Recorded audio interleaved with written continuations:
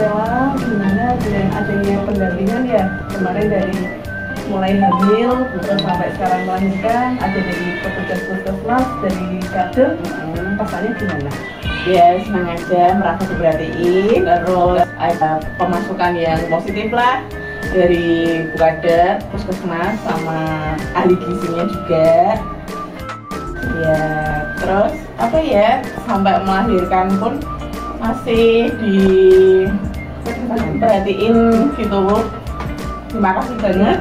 Ya, sama-sama. Semoga sehat terus ya. Ya, amin, makasih.